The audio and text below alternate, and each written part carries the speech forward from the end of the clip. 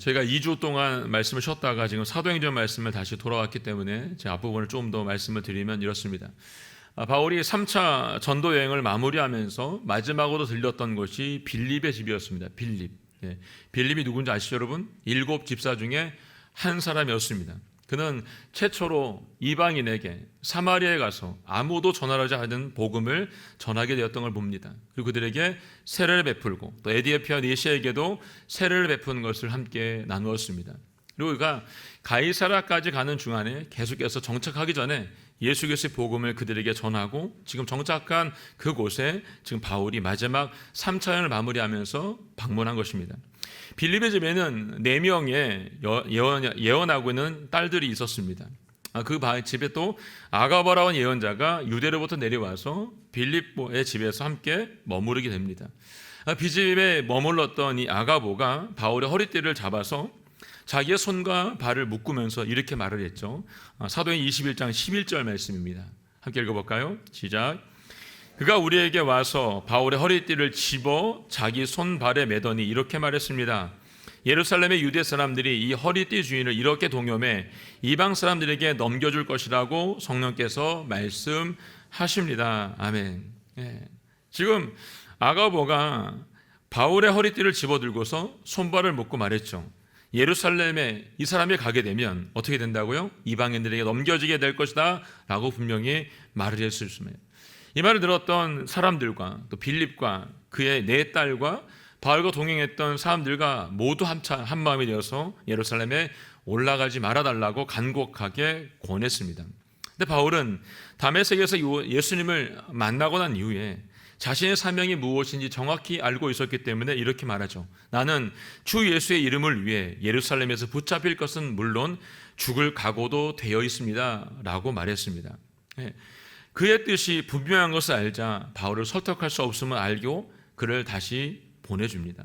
바울이 이제 예루살렘에 올라가서 예루살렘에서 전도여행을 마치고 그들에게 보고를 하죠. 전도여행을 마친 예루살렘은 바울이 떠나기 전과 상황이 많이 달랐습니다. 예루살렘에 왔을 때 바울은 유대인들 안에서 바울에 대해서 적대심, 반감을 가지고 있는 사람들이 많이 일어나게 됐다는 것을 알게 되었습니다. 그리고 예루살렘 교회가 이전과 다르게 영적으로 영향력을 잃어가고 있다라고 하는 것을 그가 알게 됩니다. 사도 바울이 예루살렘에 도착했을 때는 상황이 안 좋은 거죠. 주변에 있는 사람들이 적대감을 가지고 그에 대해서 반감을 가지고 얘기하고 있었기 때문입니다.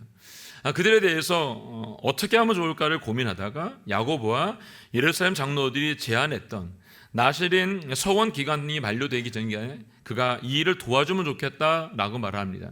바울이 이것을 좋게 받아들이고 아직 믿음이 연약했던 유대인 크리스찬들에게 접촉하기 위해서 그들에게 좀 더 가깝게 다가가기 위해서 이 일을 하게 되는 걸 볼 수 있습니다. 그래서 바울이 고린도서 9장 19절 23절에 말했던 것처럼 그가 이와 같이 행동을 합니다. 함께 읽어볼까요? 19절부터 시작. 내가 모든 사람에 대해 자유로우나 스스로 모든 사람에게 종이 됐습니다. 이는 내가 더 많은 사람을 얻기 위해서입니다.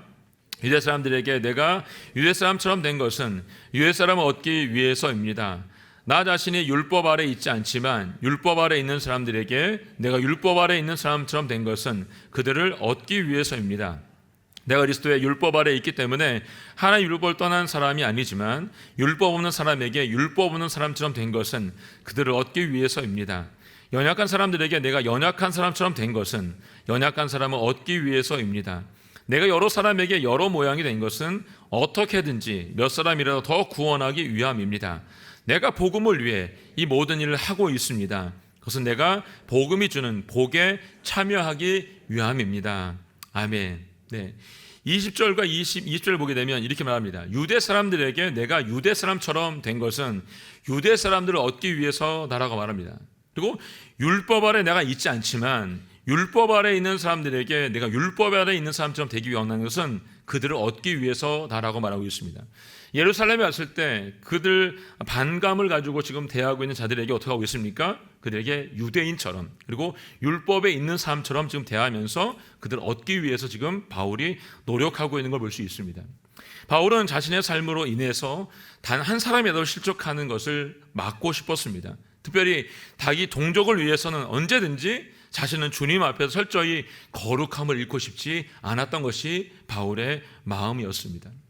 이런 바울의 노력에도 불구하고 오늘 또 하나의 사건이 터지게 됩니다. 27절, 28절 말씀 함께 읽겠습니다. 시작. 7일 동안의 정결 기간이 거의 끝나갈 무렵 아시안 지방에서 온 몇몇 유대 사람들이 성전에서 바울을 보고 모든 사람을 선동해 그를 붙잡고 소리 질렀습니다. 이스라엘 동포 여러분, 우리를 도와주시오. 이 사람은 가는 곳마다 모든 사람에게 우리 민족과 율법과 이곳 성전을 반대하며 가르칩니다. 게다가 성전에 그리스 사람들을 데려와 이 거룩한 곳을 더럽히고 있습니다. 아멘. 7일 동안 정결 기간, 지금 바울이 나시린의 서원을 하는 기간을 맞춰지는 시간쯤에 돼가고 있습니다. 근데 그 무렵에 아시아 지방에서 온 몇몇 유대 사람들이 지금 성전 안에 들어왔는데, 성전에 들어와서 누구 만나면 바울을 만난 겁니다. 이들이 누구냐면 아시아 중심 도시였던 에베소에서 온 유대인들이었습니다. 이들은 유대교에서 개종한 유대 크리스천이 아니었어요. 바울이 3년 동안 에베소에서 복음을 전할 때부터 바울을 처음부터 유대계의 배교자라고 간주하고 그를 죽이려고 음모를 꾸몄던 사람이었던 것을 봅니다. 근데 그들이 지금 여기 온 거예요. 마침 오순절, 예루살렘에서 오순절 보내기 위해서 예루살렘 성전 안에 들어갔는데 그곳에서 누굴 만나면 바울을 보게 된 겁니다.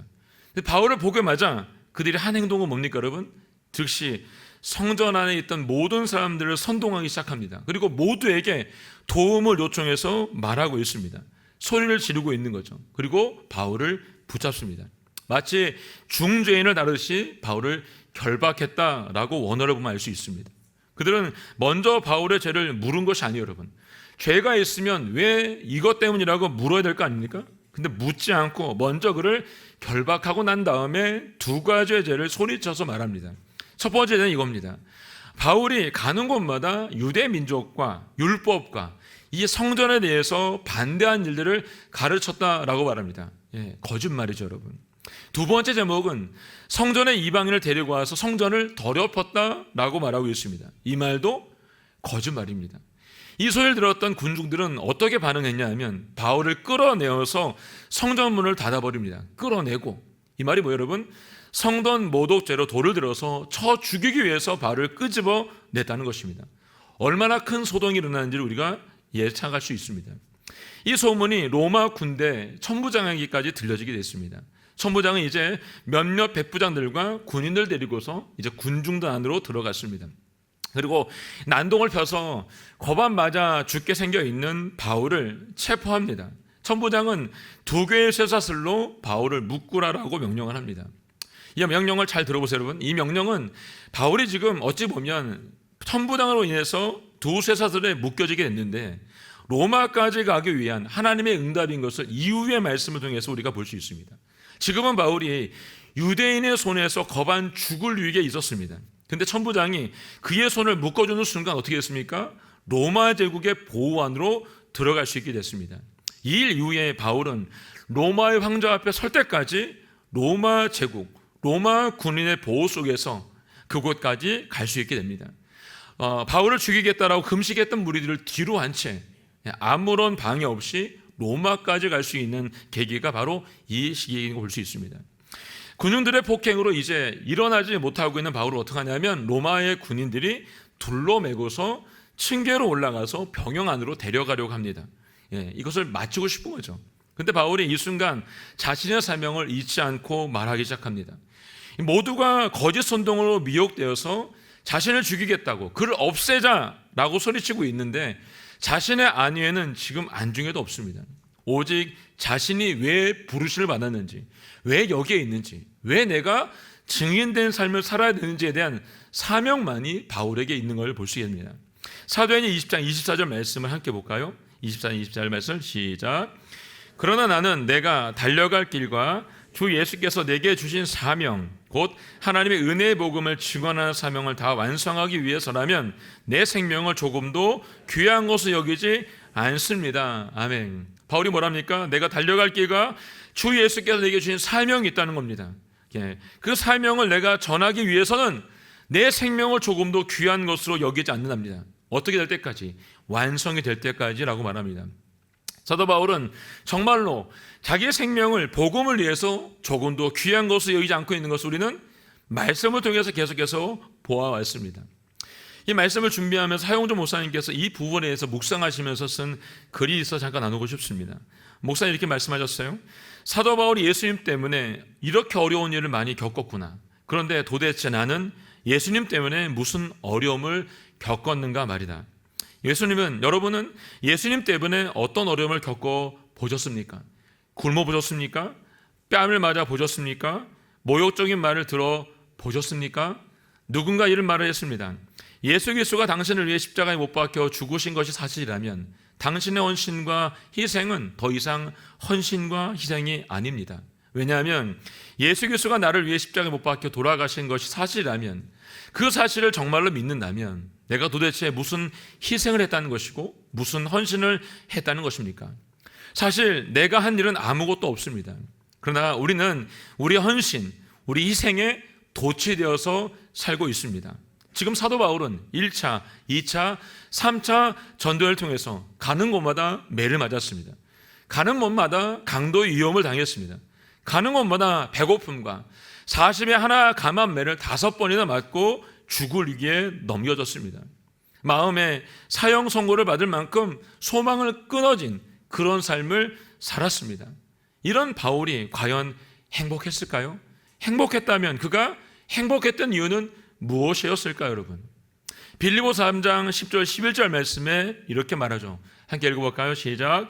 나는 그리스도와 그분의 부활의 능력을 알고 그분의 죽으심을 본받아 그분의 고난에 동참하는 것이 무엇인지 알기 위해 어떻게 해서든지 죽은 사람들 가운데서 살아나는 부활에 이르고자 합니다.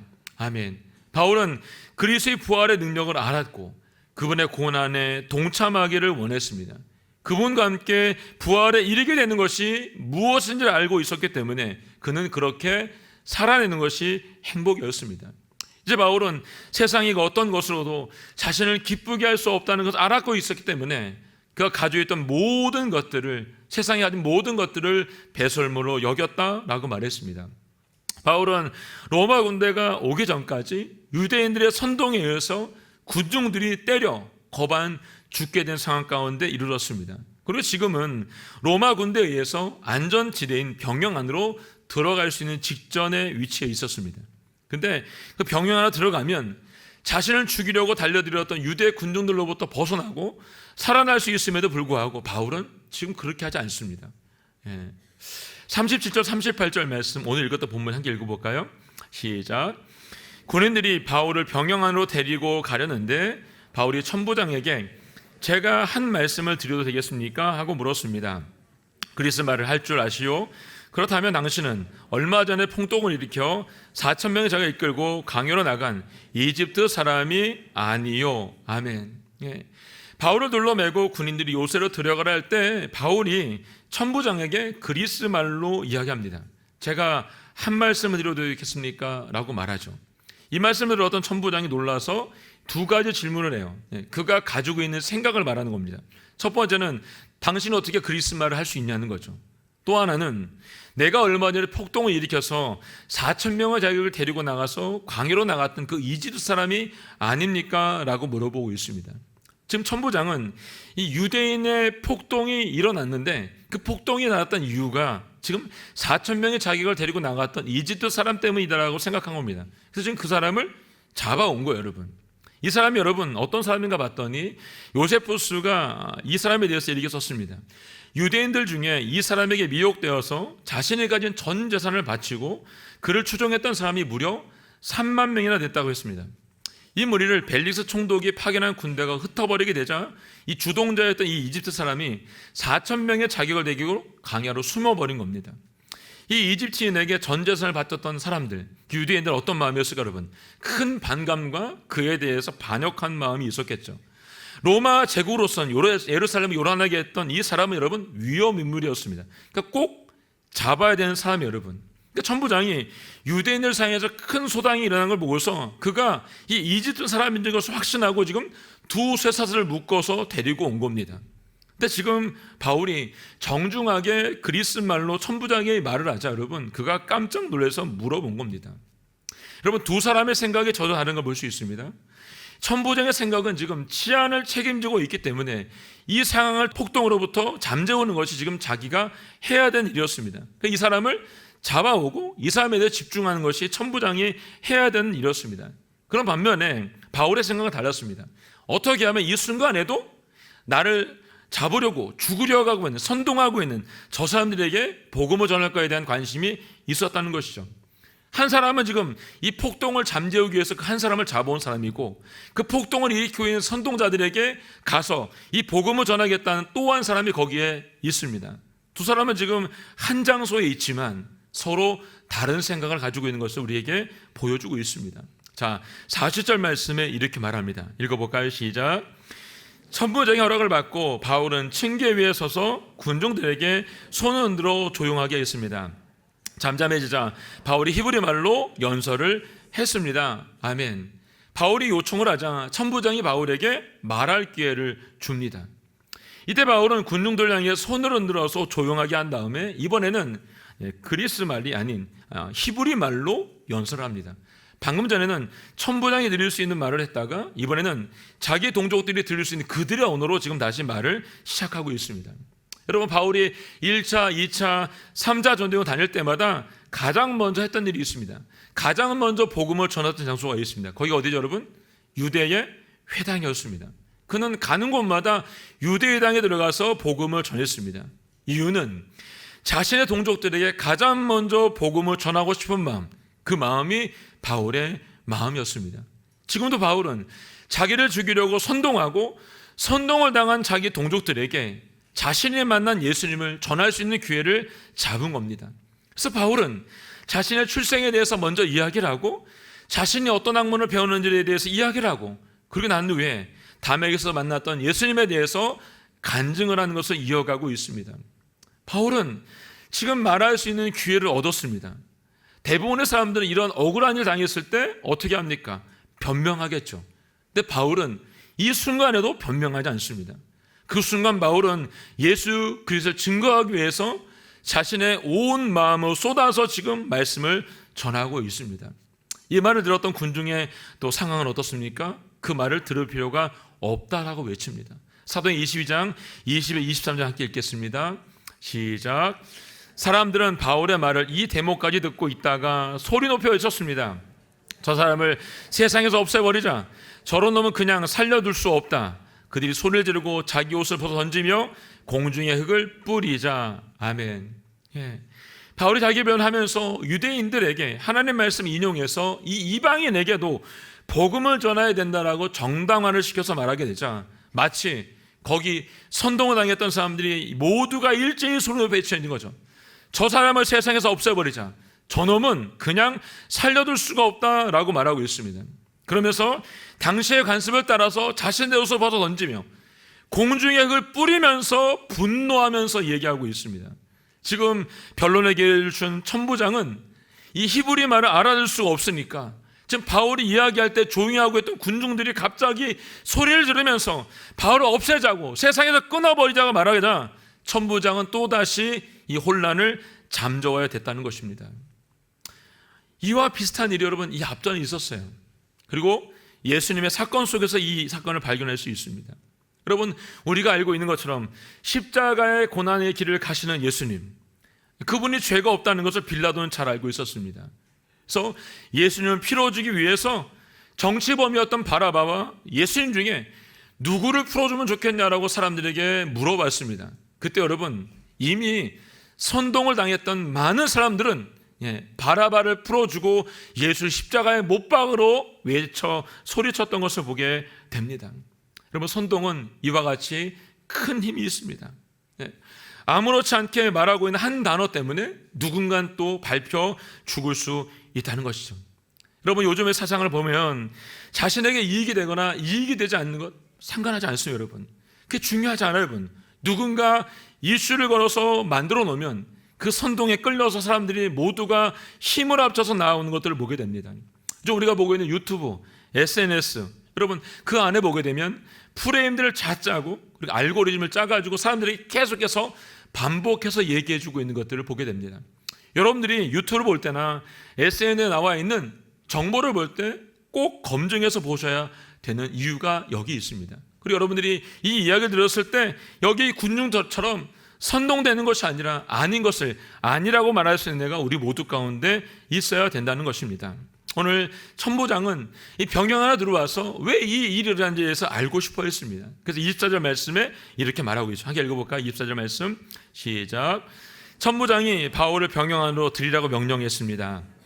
사람들이 왜 이처럼 바울에게 소리를 지르는지 알아내려고 그를 채찍질하고 신문하라고 지시했습니다. 네, 갑자기 소리를 지르면서 옷을 던지고 흙을 뿌리는 군중을 봤어요. 예. 이들이 지금 뭘 하고 있는지 천부장은 잘 알고 있습니다. 이들이 분명히 화가 났고 무슨 일인지 모르지만 바울을 죽이겠다라고 지금 달겨들고 있다는 것입니다. 천부장은 이 일을 알고 싶어서 바울을 병영 안으로 들이라고 말했고, 그리고 무슨 일인지 알기 위해서 채찍질하라고 신문하라고 지시를 내렸습니다. 그러고 난 다음에 25절부터 29절 말씀에 이제 바울의 이야기가 나옵니다. 함께 읽어볼까요? 시작. 바울은 군인들이 자기를 채찍질하라고 묵자 거기 서 있던 백부장에게 말했습니다. 아직 판결을 받지 않은 로마 시민을 채찍질하는 것이 합법한 것입니까? 백부장은 이 말을 듣고 천부장에 가서 그대로 보고하며 물었습니다. 어떻게 하시렵니까? 이 사람이 로마 시민이랍니다. 천부장이 바울에게 와서 물었습니다. 말해보시오. 당신이 정말 로마 시민이요? 바울이 대답했습니다. 그렇소. 그래서 천부장이 말했습니다. 나는 많은 돈을 들여 로마 시민권을 얻었어. 그자 바울이 대답했습니다. 나는 태어나면서부터 로마 시민이었어. 바울을 신문하던 사람들이 이 말을 듣고 곧 물러났습니다. 천부장도 바울이 로마 시민이라는 사실을 알고 그를 결박한 일로 두려워했습니다. 아멘. 네. 이 천부장의 지시를 받은 군인이 어떻게 했을까요, 여러분? 바울의 양손을 두 기둥에 묶었겠죠, 여러분. 그랬더니 바울이 자신이 로마의 시민이라고 백부장에게 지금 일러주었습니다. 이 말을 들었던 백부장 어땠을까요? 마음이 두렵고 떨렸겠죠. 이 일을 지시한 천부장에게 달려가서 보고합니다. 백부장은 지금 바울에게 들은 대로 말하자 천부장이 충격을 받죠. 그리고 즉시 바울이 있는 곳까지 그가 달려왔을 것입니다. 그리고 자신은 로마 시민권을 돈을 많이 들여 살았다라고 말하고 있습니다. 왜 굳이 로마 시민권을 돈을 주고 샀다라고 지금 바울에게 이 이야기를 먼저 하고 있을까요, 여러분? 그래서 여러분, 바울이 로마 시민인 것을 전혀 몰랐다는 거죠. 그렇기 때문에 너는 어떻게 이 로마 시민권을 얻게 됐느냐는 질문을 돌려서 말하고 있는 것입니다. 바울은 자신은 나면서부터 로마의 시민으로 태어났다라고 이야기합니다. 그 당시에 이방인이 로마의 시민이 될 수 있는 방법은 두 가지가 있었습니다. 하나는 로마에 큰 공을 세웠을 때 로마 시민이 될 수 있었습니다. 또 하나는 지금 천부장처럼 많은 돈을 주고서 부패한 공무원에게 이 로마 시민권을 사는 것입니다. 그렇기 때문에 로마 시민권이 있다라고 해서 다 같은 로마 시민권이 아니었습니다. 나면서부터 로마 시민권이 있었다고 하는 것은 여러분, 지금 이 앞에 두 경우와는 비교가 되지 않는 위치와 우월감이 그들에게 있었다는 거예요, 여러분. 근데 지금 바울이 가지고 있는 로마 시민권은 돈으로 산 것도 아니고 공을 세워서 얻은 것도 아닙니다. 그는 태어나면서부터 이 시민권을 가졌다라고 말하고 있습니다. 이 말을 들은 천부장은 얼마나 마음이 졸였을까요? 지금 그는 큰 실수를 범한 겁니다. 왜냐하면 로마 시민을 판결도 하지 않고 묶었을 뿐만 아니라 채찍질을 하기 위해서 두 손을 기둥에 묶어두었기 때문입니다.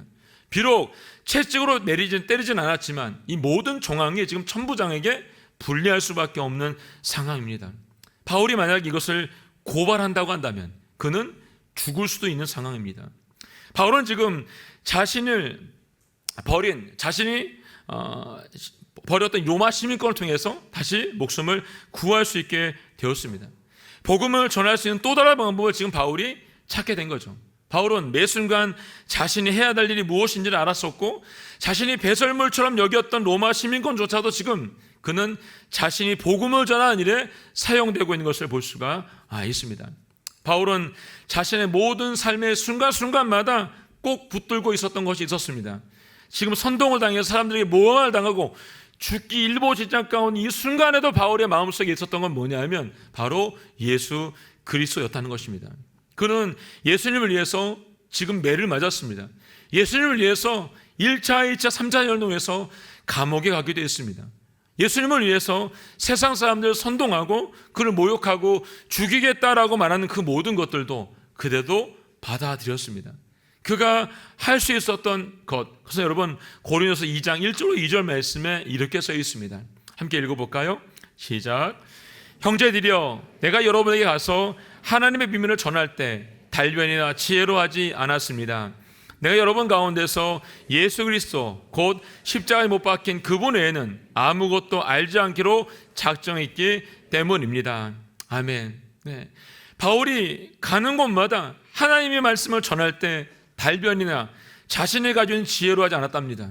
그는 여러분 예수 그리스도, 내 안에 살아 숨쉬는 분, 십자가에 못 박아 죽으시고 살아나신 그분 외에는 아무것도 전하고 싶지 않다라고 말하고 있습니다. 오늘 이 바울의 고백이 저와 여러분의 고백이 되기를 원합니다. 예수 그리스도의 십자가 외에 아무것도 전하지 않기 원하는 마음, 이 마음이 저와 여러분의 마음이 되기를 원합니다. 바울은 지금 동족으로부터 선동을 당하고 선동당한 그들로부터 죽음 위기에 처하게 되었던 것을 볼 수가 있습니다. 근데 그 순간에도 그는 성령 충만했던 것을 볼 수가 있습니다. 저는 어떤 순간이 온다 할지라도 우리가 예수님 안에서 깨어있기를 원하고 성령 충만한 주님의 사람들이 될 수 있기를 예수님의 이름으로 선명합니다. 바울은 변명하지 않았습니다. 예수님을 그 순간에도 전했습니다.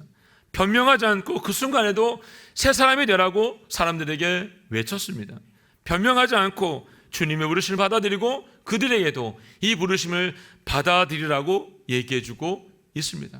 어떤 순간이 있던 할지라도 그는 하나님의 사람으로서 자기에게 주어진 일을 묵묵하게 해냈던 것을 우리에게 알려주고 있습니다. 이번 한 주간도 여러분 삶 가운데 이와 같은 일들이 일어나기를 원합니다. 우리가 가야 될 모든 길 가운데 주님의 말씀을 붙잡고 변명하지 않고 주님을 전할 수 있기를 예수님 이름으로 선포합니다. 아멘. 함께 찬양하고 기도하겠습니다. 오늘 찬양은 보소서 주님, 나의 마음은 선한 것이 하나도 없습니다. 그러나 내 모든 것 주님께 드리기를 원합니다. 사랑으로 안아주시고 나를 새롭게 하여 주시옵소서. 이제 주님께 드리고 함께 기도하겠습니다.